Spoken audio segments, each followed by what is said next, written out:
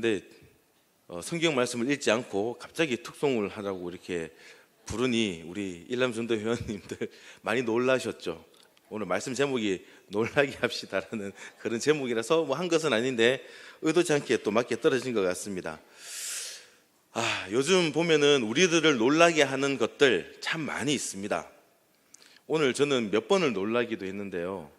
오늘을 말하기 전에 지난주 금요일 여러분들 기억나십니까? 깜짝 놀랐습니다. 갑자기 양신익 목사님께서 기도회를 이렇게 인도하시는데 갑자기 휘용휘용휘용 때리르르 하면서 화재 사이렌 소리가 울리는데 이게 울리는 것도 놀랬고 내려가서 끌려고 하는데 이 방화 셔터가 내려가 버려서 불을 끌 수가 없어요. 그 소리를. 그것 때문에 그거 연다고 한참 고생해서 많이 놀랬던 그런 기억이 있습니다. 근데 그걸로 그치는 것이 아니라 또 그렇게 하다가 또 이준호 목사님께서 이제 막 이렇게 밑에서 일 처리를 하다가 올라오셔가지고 우리 성도님들 기도하는 모습에 또 크게 놀랐다 그래요. 막 크게 이렇게 사이렌 울리니까 거기에 질세라 우리 성도님들께서 더 뜨겁게 그렇게 기도하는 그 모습에 또 놀랐다고 그렇게 얘기를 합니다. 요즘 참 놀라는 이런 일들이 참 많습니다.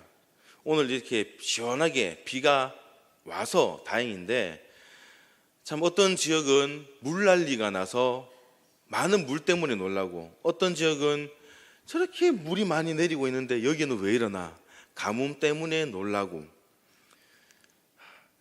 한 번은 신방을 이렇게 가다가 댐이나 저수지 근처를 지나게 됐는데 저수지가 다 말라 있습니다. 진짜 그걸 보고 참 많이 놀라기도 했습니다.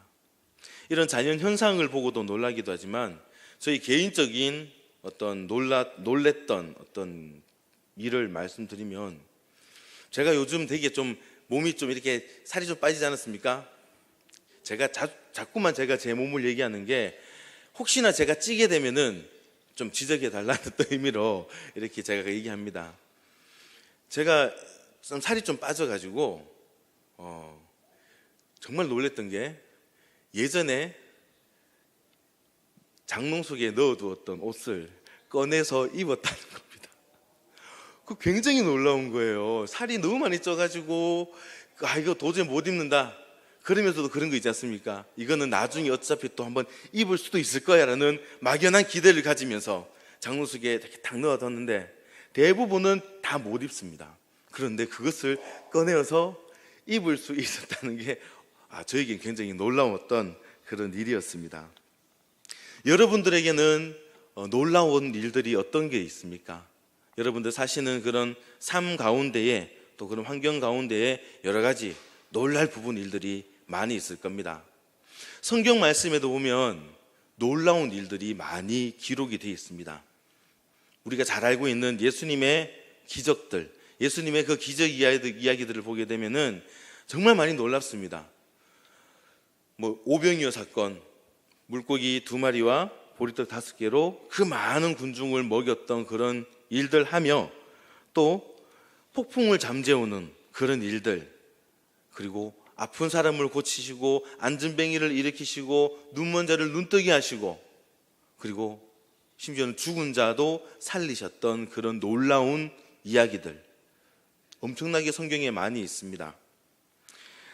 그런데 우리가 이 놀랍다라는 이런 표현을 쓸 때에 우리가 생각을 해야 될 것이 있습니다. 이 두 가지로 나누어 생각할 수 있는데 하나는 사람에 대해서 놀라는 겁니다.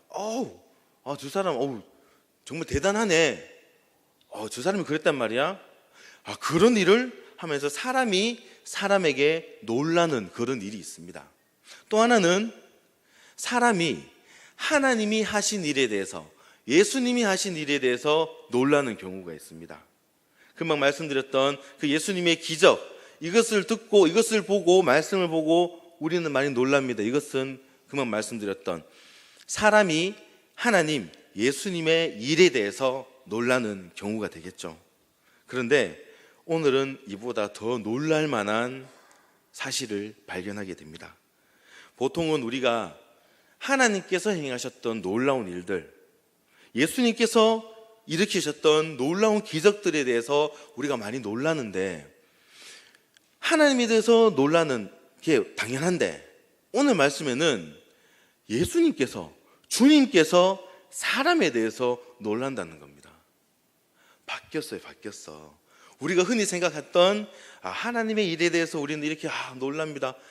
역시 우리 하나님, 이게 아니라 주님께서 사람의 일을 보고 우와 하면서 놀라시는 겁니다. 이 시간 주님을 놀라게 합시다. 주님을 놀라게 합시다라는 제목으로 우리가 말씀을 나눌 때에 이렇게 예수님을 놀라게 했던 사람이 누구이며 어떤 일들로 인해서 주님이 놀라셨는지 우리가 함께 말씀을 통해서 깨닫고 우리 또한 주님을 놀래켜 드릴 수 있는 저와 여러분 되시기를 주님의 이름으로 축원합니다. 첫 번째로 예수님을 놀라게 한 사람은 바로 백부장이었습니다. 우리 2절 말씀을 함께 읽겠습니다. 어떤 백부장의 사랑하는 종이 병들어 죽게 되었더니. 아멘. 예수님은 상상수훈을 마치시고 다시 가버나움으로 가셨습니다. 이 가버나움이라는 지역은 여러분들 잘 보세요. 제 손바닥처럼 생긴 게 갈릴리 호수입니다. 갈릴리 호수가 있고 요 바로 위쪽에 있는 부분이 이제 가버나움이라는 지역이에요. 이 지역은 그때 당시에 로마 군대가 주둔하고 있었던 지역이기도 했습니다. 이것은 이 가버나움 지역이 정치적으로, 경제적으로, 또 군사적으로 굉장히 중요한 지역이었기 때문에 그 지역에 유다 민족이 아닌 이제 로마 군대가 그를 점령하고 있었던 상황이었습니다. 그런데 그렇게 가버나움 지역에 예수님께서 이렇게 제자들과 함께 갔을 때에 뜻밖에도 유대의 장로들 몇몇이 예수님을 찾아옵니다. 그들이 예수님을 찾아왔던 이유는 개인적인 볼일, 장로들이 예수님이 오셨구나 해서 예수님 만나뵈면서 성경에 대해서 어떤 얘기를 한다거나 자기들의 어떤 이야기를 문제를 가지고 나온 게 아닙니다. 그들이 찾아왔던 이유는 금방 읽었던 말씀처럼 어떤 백부장의 이 사랑하는 종이 병들어 죽게 되었다라는 그런 내용으로 찾아오게 되었습니다. 즉 평소에도 그렇게 친하지 않았던 이 가버나움의 유대 지도자들이 갑자기 예수님을 찾아왔던 이유들은 그들의 문제 때문이 아닌 로마 군인의 문제 때문이었습니다. 그 군인 누구라고 얘기합니까? 백부장이라고 말을 하고 있습니다. 9절 상반절에 보시게 되면은 예수께서 들으시고 그를 놀랍게 여겨라고 기록이 되어 있습니다. 백부장이 예수님을 놀랍게 만들었습니다. 주님을 놀라게 했다라는 거예요. 백부장은 어떤 사람입니까? 로마군의 장교로서 요즘 치면은 군대의 중대장 정도 됩니다. 중이라든지 대위 정도에 되는 중대장 정도가 되는데, 금방 말씀드렸던 것처럼 가버나움이라는 지역이 정치적, 군사적, 경제적으로 중요한 도시라고 했습니다. 이 백부장이 원래 살았던 고향이 이 유대가 아니에요. 갈릴리 바다가 있고 이런 데가 아닙니다. 로마입니다. 로마에서 이제 해외 파견을 온 거예요. 해외 파견. 이 파견에 주둔하면서 이곳의 치안을 담당합니다. 혹시라도 이 주둔했던 이 지역에서 반란을 일으키게 되면은 그 반란자들을 이렇게 누르기 위해서, 진압하는 일을 하기 위해서 그곳에 왔는데, 아무래도 그렇게 유대 민족으로 봤을 때에는 이 외국에서 왔는 로마 군대가 그렇게 좋게 여기지 않지 않습니까? 우리 민족을 억압하는데 우리가 좀 일어나려고 하면은 안 돼! 하고 이렇게 하는 그런 상황이 있으니까 아마 유대 민족에서 입장에 봤을 때에는 그렇게 좋았던 일은 아닐 것이었습니다. 그런 임무를 가졌기 때문에 이 군인들은 식민지 백성들을 굉장히 무시했습니다. 예전 우리나라의 일제 치하 시대를 생각해 보면은 조금 비슷할 거라 생각을 합니다. 점령하고 있는 이 나라 민족, 이 나라 사람들에 대해서 그렇게 쉽게 어렵게 생각하지 않아요. 그냥 무시하고 또 그들에 대해서 포악하고 잔인했습니다. 근데 이런 백부장이 우리 주님을 놀라게 했다라는 겁니다. 이런 일이 있습니다. 세금을 걷어들이는 사람인데 원래 세금보다 더 많이 세금을 걷고 또 돈을 빌려주면은 원래 받을 수 있는 이자보다 더 많은 이자를 요구하고 그것을 안 갚으면은 고발하고,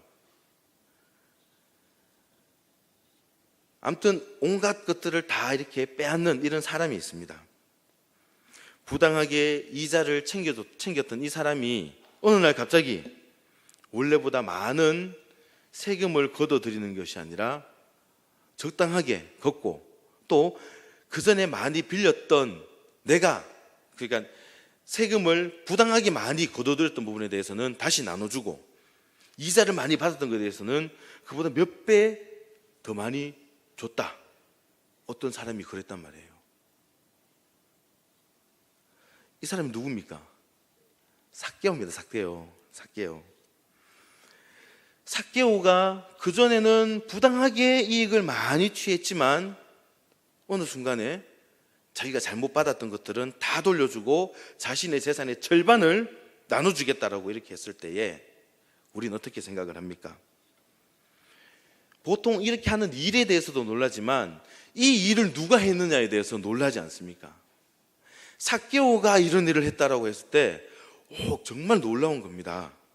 그런 점에서 볼 때에 오늘 백부장의 이러한 행동, 충분히 그 민족을 억압할 수 있고 무시할 수 있는 그런 상황에서 주님을 놀라게 했다라는 이런 행동, 종이 병들어서 죽게 되는 것에 대해서 안타깝게 여기고 어떻게든 살려보겠다고 예수님께 유대 장로들을 보낸 것은 사람들에게 놀라움을 줄 수 있기에 충분했습니다.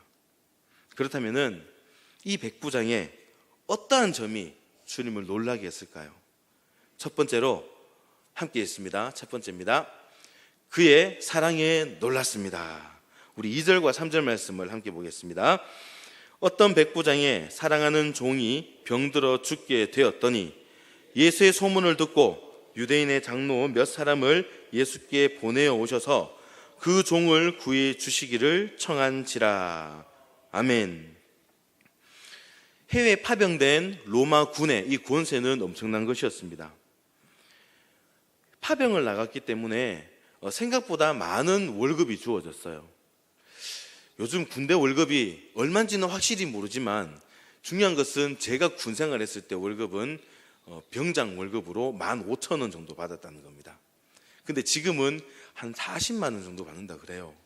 엄청 많이 올랐죠. 근데 제가 이렇게 군 생활했을 때에도 월급은 그랬지만 해외에 파견해서 나가는 군인들은 훨씬 더 많은 이런 월급을 받았다고 합니다. 아마 이때도 이 성경에는 이때에도 이 로마 그 안에서 군 생활하는 것보다 파병을 나와서 생활하는 거 아무래도 위협도 있을 것이고 어려움도 있을 테니까 생각보다 많은 월급을 받았습니다. 그러다 보니까는 또 많은 종들도 거느리게 되었어요. 원하는 만큼 종을 부릴 수가 있었습니다. 그런데 이 백부장은 그 원하는 만큼 부릴 수 있는 이 종들을 사랑했다라고 합니다. 그리고 그 중에 어떤 한 사람이 병든 이 종 때문에 유대 장로들을 예수님께로 보낸 겁니다. 그런데 여러분도 아시다시피 당시 종의 신분을 생각해 본다면은 오늘 말씀은 사실 기록될 필요가 없습니다. 당시의 종은 어떤 존재입니까? 그냥 가지 도구 같은 거예요. 완전 종입니다. 이 종에 대해서 어떤 일이 일어났다 이런 거 성경에 기록할 만한 가치가 없습니다. 당시 종의 어떤 상황을 봤을 때에는. 당시 노예에 대해서 정의를 했던 신분에 대해서 그리스 철학자였던 아리스토텔레스가 했던 말이 있습니다. 제가 읽겠습니다. 생명이 없는 물건에 대해서는 우종도 정의도 있을 수 없다. 말이나 소에게도 그러하며 노예를 향해서도 우정이나 정의는 있을 수가 없다. 주인과 노예는 아무런 관계도 없다. 도구가 생명이 없는 노예인 것과 같이 노예는 살아있는 도구다.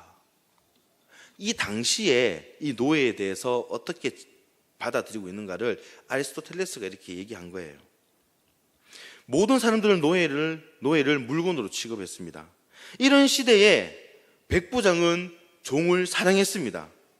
그 종 때문에 유대 장로들을 예수님께로 보냈다는 것은 무슨 뜻입니까? 그는 하찮은 종이라 할지라도, 이 백부장은 하찮은 종이라 할지라도 그 종을 사랑할 줄 아는 사람, 가축이나 가구보다 못한 취급을 받았던 이 노예까지 귀하게 여기고 사랑할 수 있는 사람, 그런 사람이었다는 것을 보여줍니다. 우리가 그러면 안 되지만 가족 가운데 힘든 병을 앓고 중병을 앓고 그 시간이 길어지면 길어질수록 문득 떠오르는 것이 좀 귀찮다라는 그런 생각을 사실 들 때가 있습니다. 그렇기 때문에 우리나라에서는 옛날에 고려장이라는 그런 안 좋은 풍습도 있었고요. 지금 이 상태를 보게 되면은 이 로마 군인이 이 해외에 왔다라는 것은 어찌 보면은 전쟁터와도 같습니다. 그런 곳에서 병든 사람이 내 수하에 있다. 우리 남자분도 계시는데 전쟁 일의 기록을 보시게 되면은 전쟁 중에 있을 때에 누가 어디 다리가 좀 다쳤다. 거들떠 봅니까? 안 거들떠 봅니다. 크게 다쳤다. 내버려 둡니다. 그게 지금 실정이에요. 하지만 지금 오늘 보면은 가재도구보다 못했던 이런 하찮은 종이 병들었으니 고민하고 말고가 어디 있겠습니까? 당연히 그냥 내버리면 되는 거예요. 오히려 치료제가 약이 더 아까운 그런 상황입니다. 다른 사람 같으면은 이런 경우에 다 외면할 수밖에 없습니다. 하지만 진짜 사랑할 줄 알았던 이 백부장은 고통 속에 있는 하찮지만 이 종을 끝까지 책임지고자 유대 장로들을 예수님께로 보낸 겁니다. 그런데 이 백부장은 단순히 한 사람만, 종만 사랑했던 것이 아닙니다. 백부장의 부탁으로 갔던, 예수님을 찾아갔던 유대 장로들의 말입니다. 우리 5절 말씀을 함께 보겠습니다. 5절 말씀입니다. 그가 우리 민족을 사랑하고 또한 우리를 위하여 회당을 지었나이다 하니. 아멘. 아마도 이 백부장은 전통 로마 군인으로서 로마가 가지고 있는 그런 종교를 가지고 있었을 겁니다. 그랬던 그가 어쩌다가 이 주둔지로 와서 하나님을 알게 되고 종교가 바뀌었는지는 몰라요. 그건 알 수 없습니다. 그러다가 게다가 이 백부장이 하나님을 알게 되어서 예배를 드린다고 할지라도 그때 당시에 이 유대에 이 예배를 드릴 수 있는 그 법을 봤을 때에는 이 로마군은 이방인에 속했습니다. 그래서 이 성전에 들어갈 수가 없습니다. 이방인의 뜰이라는 곳에 예배를 드려야 되는 그런 상황입니다. 그럼에도 불구하고 이 백부장은 나는 만군의 하나님을 믿는다라고 그런 느낌으로 이렇게 결심을 한 것 같아요. 그리고 그는 오늘 말씀에 있는 것처럼 그가 우리 민족을 사랑했고라고 유대 장로들이 얘기를 합니다. 우리를 위하여 회당을 지었다라고 얘기를 해요. 이 백부장이 가지고 있는 사랑, 그 병든 종만 사랑한 사람을 사랑했던 것만이 아니라 이 유대 민족을 사랑했던 사람입니다. 유대 민족이 가지고 있는 이 교회, 이 회당을 지었다라고 합니다.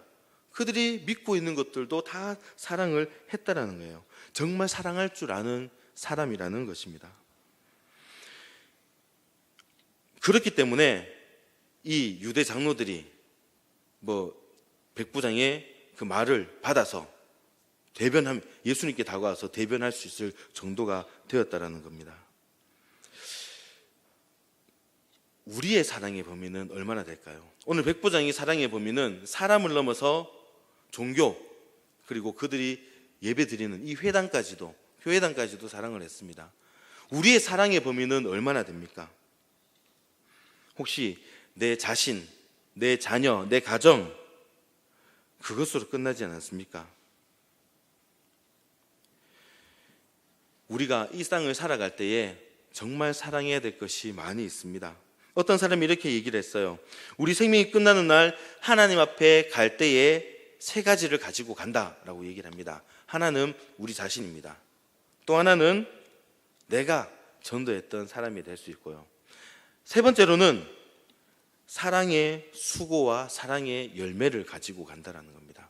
나와 내가 전도했던 사람들, 그리고 내가 살아가면서 많은 사랑을 베풀었던 그 열매들을 가지고 간다고 얘기를 해요. 즉 우리가 유일하게 죽어서 천국 갈 때 가져갈 수 있는 것들, 물질적인 것은 없지만은 하나님 앞에 나아갈 때 내가 얼마만큼 사랑을 실천했느냐, 이것을 가지고 갈 수 있다는 것이 되겠죠.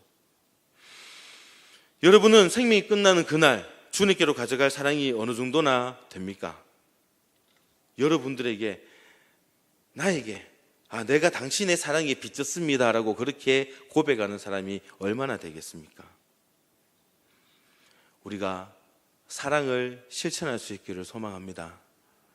사람을 사랑하시고요, 하나님을 더욱더 사랑합시다. 우리 교회를 사랑하시길 소망합니다. 이제 7월달 내일부터 영유치부 성경학교를 시작해서 주일학교 행사가 있습니다. 더욱더 깊은 관심으로 이 주일학교를 사랑하는 그런 마음들을 표현해 줄 수 있기를 소망합니다. 우리에게 인생은 유한한 것이죠. 이제부터라도 남은 생에 이 백부장의 사랑처럼 주님을 놀랄 수 있게 만들 수 있는 저와 여러분들 될 수 있기를 소망합니다. 두 번째입니다. 함께 했습니다. 두 번째, 예수님은 그의 겸손에 놀랐습니다. 첫 번째로는 백부장의 사랑에 대해서 놀랐고요, 두 번째는 백부장의 겸손에 대해서 놀랐습니다. 우리 6절 말씀을 함께 보겠습니다.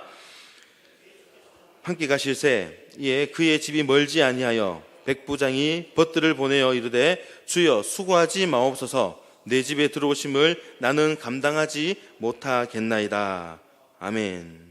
이 백부장이 주님을 두 번째로 놀라게 한 이유는 바로 그의 겸손함 때문이었습니다.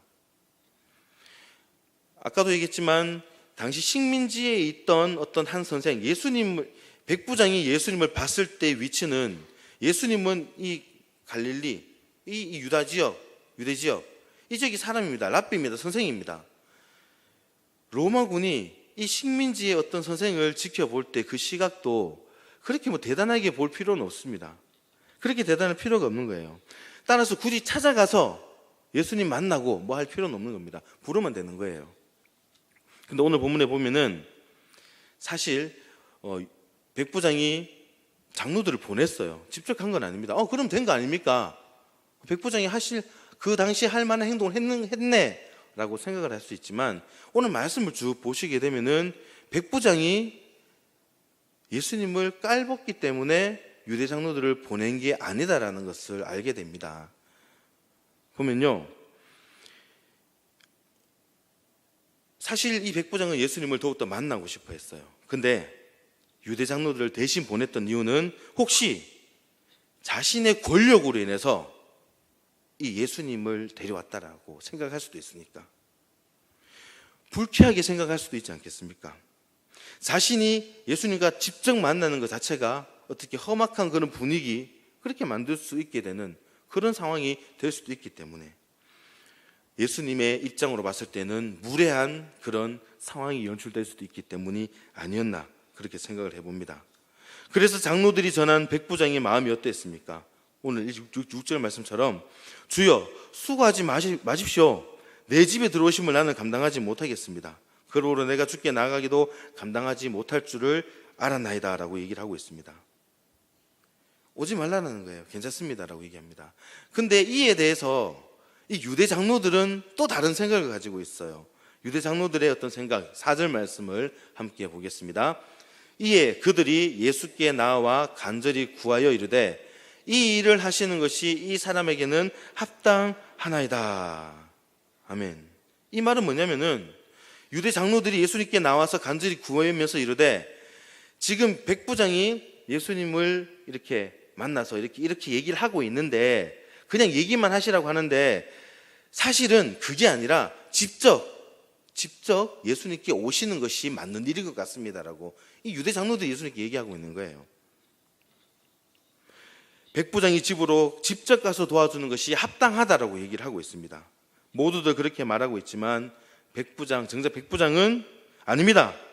주님께서 내게 오심을 내가 감당할 수 없습니다. 심지어는 내가 당신 앞에 나가서 무릎 꿇는 것도 감당할 수 없는 일입니다라고 얘기를 하고 있어요. 이것은 백부장의 겸손을 나타냅니다. 충분히 그 상황에서는 백부장이 예수님을 이렇게 부릴 수도 있는 그런 상황이 되지만, 이 백부장을, 이 예수님을 자기보다 훨씬 높은 그런 존재로 그렇게 여기고 있다라는 것이죠. 지금 백부장은 자신이 예수님께 오는 것도 못할 일이고 예수님을 자신에게 부르는 것은 더더욱 하지 못한 일이라고 얘기를 하고 있습니다. 그만큼 높은 위치에 있다라고 이 백부장은 예수님을 그렇게 생각하고 있다는 것입니다. 이런 겸손을 보인다는 것, 웬만한 믿음을 가지고서는 그런 일을 할 수가 없습니다. 바로 이러한 겸손 때문에 예수님은 백부장을 놀랍게 여겼습니다. 사랑하는 성도 여러분, 이처럼 겸손은 사람도 놀라게 하지만 주님을 놀라게 합니다. 주님이 주시는 은혜의 법칙이 있습니다. 그것은 마치 산꼭대기에 있는 물이 아래로 흐르는 것과도 같습니다.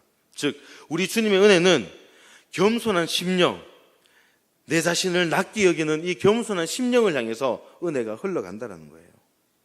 따라서 혹시 내가 지금 주님의 은혜가 사라져 있다라고 그렇게 느끼신다면은 내가 낮아져야 되는 이 심령이 혹시나 높아지지는 않았는지 다시 한번 생각해 볼 수 있어야 된다는 겁니다. 자신을 높이는 교만은 은혜를 멈추게 합니다. 평소에는 하나님 앞에서 까불고 있다가 어려울 때가 되면 그제서야 엎드리고 있지는 않습니까? 또 일이 해결되면 언제 그러냐는 듯이 다시 내가 높아져 있는 그런 모습을 가지고 있지는 않습니까? 겸손은 하나님의 은혜를 부릅니다. 그러므로 우리는 이 백부장처럼 겸손으로 주님을 놀라게 해드릴 수 있기를 소망합니다. 마지막으로 세 번째입니다. 우리 세 번째 함께 읽습니다. 그의 믿음에 놀랐습니다. 첫 번째는 백부장의 사랑에 대해서 놀랐고, 두 번째는 백부장의 겸손에 대해 놀랐습니다. 세 번째는 백부장의 믿음에 대해서 놀랐다고 얘기를 합니다. 우리 7절과 8절 말씀을 함께 보겠습니다. 그러므로 내가 주께 나아가기도 감당하지 못할 줄을 알았나이다. 말씀만 하사 내 하인을 낫게 하소서. 나도 남의 수하에 든 사람이요 내 아래에도 병사가 있으니 이더러 가라 하면 가고 저더러 오라 하면 오고. 아멘. 여기 이 말씀에는 굉장히 재미있는 어법으로 되어 있습니다. 그것은 이런 거예요. 백부장이 예수님에게 자신의 의사를 전달하면서 당신이 권세와 능력을 가지고 있는 것은 내가 잘 압니다. 나에게도 그런 권세와 능력이 가지고 있기 때문입니다라고 이런 식으로 얘기를 하고 있어요. 좀 더 구체적으로 얘기하자면은 저는 로마의 권위, 그런 황제의 권위 속에 있습니다. 그 권위 때문에 내 부하들에게 얘기를 할 때에 절로 가라면 절로 가고 일로 오라면 일로 옵니다. 그리고 그 권위 때문에 부하들은 죽는 곳에 내보내더라도 이 부하들은 그렇게 갑니다. 그런데 제가 보니 당신의 권위는 로마의 권위보다 훨씬 더 높습니다. 제가 이 땅의 권세, 로마의 권세, 점령군의 권세를 가지고도 있는데 만물을 말씀으로 창조하신 당신의 권세라면은 이보다 훨씬 더 높은 권세가 있기 때문에 존중받아 존경받아 마땅합니다. 그러니 말씀만 하옵소서. 그러면 저희 종이 낫겠나이다. 이렇게 백부장은 고백을 하고 있다는 겁니다. 그런데 여기서 중요한 것은 지금 예수님과 이 백부장의 이것이 직접적인 내용이 아니에요. 대화가 아니에요. 지금 보십시오. 유대 장로들이 가버나움으로 예수님을 만나러 왔습니다. 백부장은 다른 데 있어요. 그 의견만 전달한 겁니다. 직접적으로 대화를 하고 터치를 하고 그런 상황이 아닌 거예요. 마태복음 1장에서 8장까지는 여러 가지 기적들을 보게 되면은 이 기적들 가운데에 이 기적이 일어나는 그 상황은 다 예수님이 그 자리에 계셨고 예수님이 만져주셨고 예수님께서 안수하시고 기도하시고 그 자리에 있던 사람들이 예수님을 직접 경험한 뒤에 그렇게 병고침을 받고 기적을 일어났다는 겁니다. 이 말은 예수님과 만나거나 접촉하지 않고 병고침을 받을 것이라고 믿는 사람은 한 사람도 없다는 거예요. 다 예수님 만났다는 겁니다. 그런데 이 백부장은 주님을 직접 만나지 않고 유대 장로들을 통해서 확실한 믿음을 주님께 보여드려서 이 주님은 그 믿음에 놀랐다라고 하는 겁니다. 그렇지 않습니까? 예수님이 어떤 기적을 팍 보여줬을 때에 그걸 보고 오, 내가 예수님 믿습니다, 이것과 그런 상황이 아닌데 내가 주님께서 말씀하실 때 낫는다라고 믿습니다라고 가지는 이 믿음은 천지 차이입니다. 오늘 이 백부장은 이러한 모든 상황들을 다 미리 생각하고 유대 장로들을 통해서 말하고 있습니다. 이 믿음이 얼마나 높냐는 것을 우리가 알 수 있는 것이죠. 그래서 예수님은 따라오던 사람들에게 이렇게 얘기를 합니다. 우리 9절 말씀을 함께 보겠습니다. 이스라엘 중에서도 이만한 믿음을 만나보지 못하였노라. 아멘.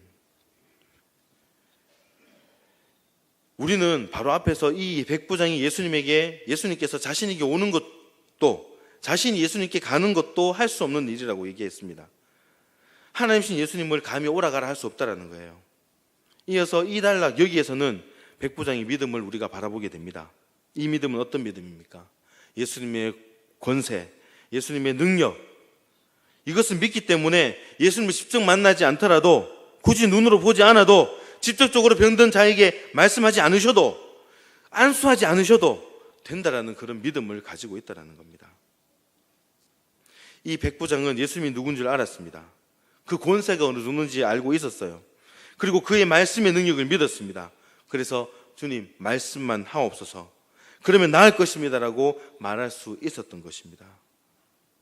백부장은 이와 같은 놀라운 믿음을 가지고 주님께 칭찬도 받고 그 병든 종도 고침을 받게 되었습니다. 사랑하는 성도 여러분, 바로 오늘 이 백부장의 믿음, 이 믿음이 저와 여러분들의 믿음이 되기를 소망합니다. 지금 여러분들은 어떤 문제에 부딪혀서 힘들어하고 고민하고 계십니까? 사업과 직장의 문제입니까? 건강의 문제입니까? 자녀의 문제입니까?